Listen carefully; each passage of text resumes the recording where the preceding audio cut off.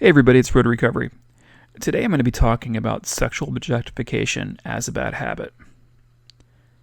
So, I'm a heterosexual male, and for most of my life I've been looking at women. Sometimes I'm appreciating their beauty, and other times I'm exploring my sexual feelings when I'm looking at them.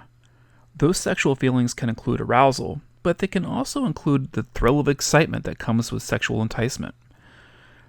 The mindfulness I've acquired in recovery has allowed me to see that this thrill is different from arousal, that it often precedes sexual arousal, but can have other physical traits such as staring or elevated heart rate, or just a sense of euphoria.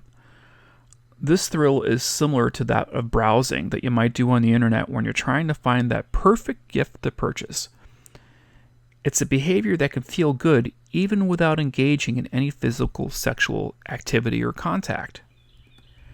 So, why is any of this bad? I mean, what could be the problem with checking out an attractive female? For the purposes of this video, I'm going to focus on the harm done to the voyeur. There are external harms as well, but this video will solely focus on the self-harm. Actor and admitted porn addict Terry Crews once stated that people become body parts. It's a very simple and profound statement, and it's undoubtedly true. A good exercise is to try to think about the time in your life where you may have had a romantic inclination prior to your sexual awakening. For me, I had a crush on a girl in 4th grade. My feelings towards her had nothing to do with any sort of sexual objectification. As a behavior, I lacked the ability to see the girl in a sexual context. Fast forward to my teen years, and sex is now a driving motivator. I'm paying more attention to breasts, legs, and butts. But some beauty standards, too, like eyes, hair, and facial symmetry. The appearance of a person becomes some kind of fuckability metric. When you throw media like magazines, TV, and porn into the mix, you find yourself attaining pleasure in the process of observing people sexually.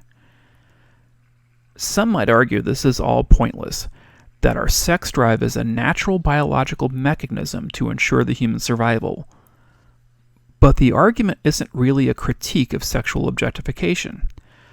Sexual attraction is the term we use to indicate that our sexual feelings manifest towards others. However, when a person's thoughts are dominated by sexual utility of another person's body parts, the other aspect of a person's humanity is stripped away. A person who constantly sexually objectifies engages in a dehumanizing process where sexual utility is the only value that matters.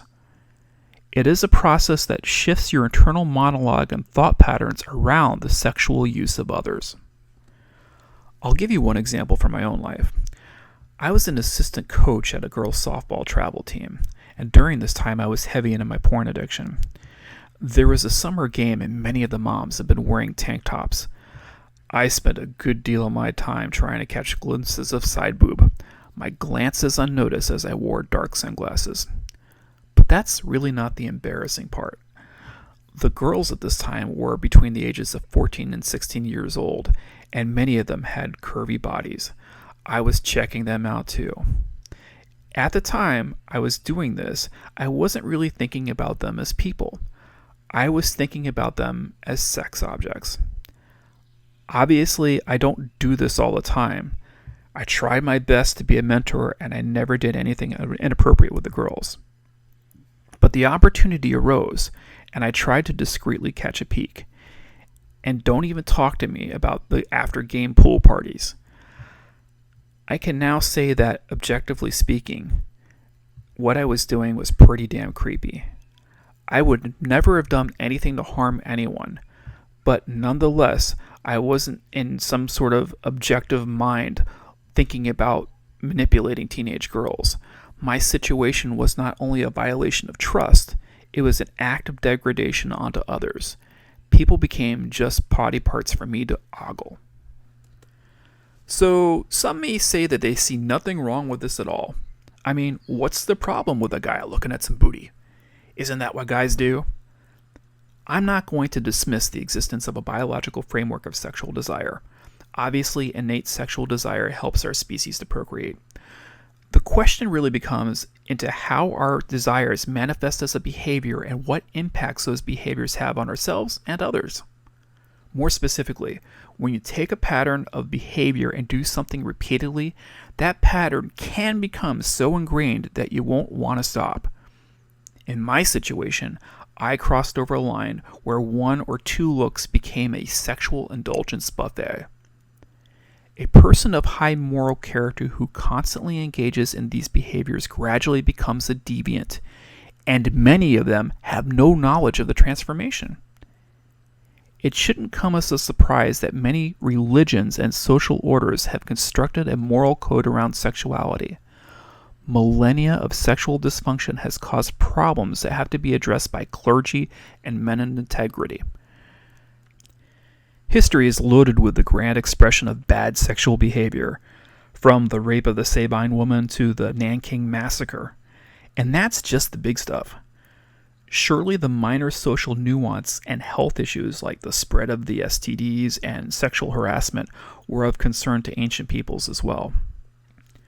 Fast forward to our modern day, where every man can get access to porn at a mere whim, where sex-laden advertising is the norm, where sex is commoditized and marketed everywhere for any reason. We are in the era of Jeffrey Epstein, Harvey Weinstein, NoFap, and Me Too. If there was ever a time for self-reflection on one's own sexual habits, it's now. The damage is all around us, and the damage is certainly in us. We can acknowledge this internal damage when we take the time to observe our behavior firsthand. If sex is always something we are doing, it might be a problem. If our goals are constantly being subverted by sexual behaviors, it might be a problem. If you have a hard time getting through your day without a sexual habit, it might be a problem. Now, this is the part where I say that sex can definitely be a good thing in our lives, but the habits surrounding it can be bad. At the end of the day, it's up to each person to look themselves in the mirror and think about what type of behaviors and patterns should the reflection emulate.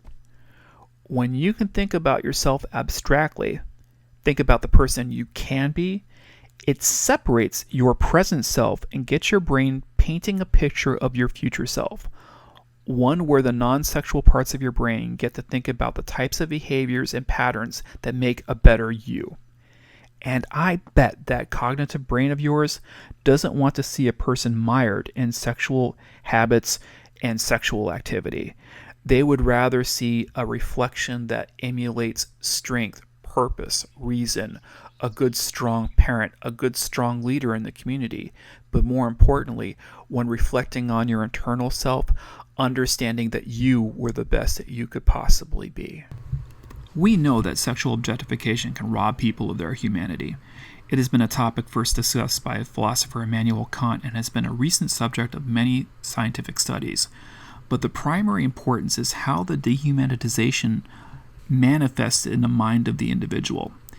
If you repeatedly dehumanize people, the mind will only see others for their utility, a means to an end.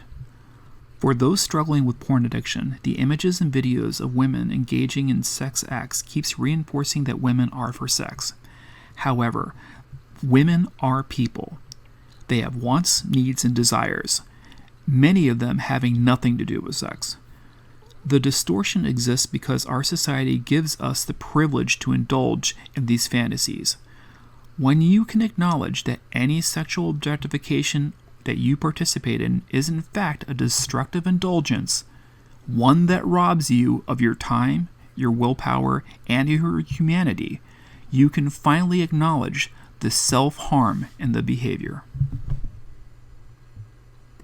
This is Road to Recovery. I hope you enjoyed this. Please subscribe, check out some more of my videos, and stay on the road to recovery.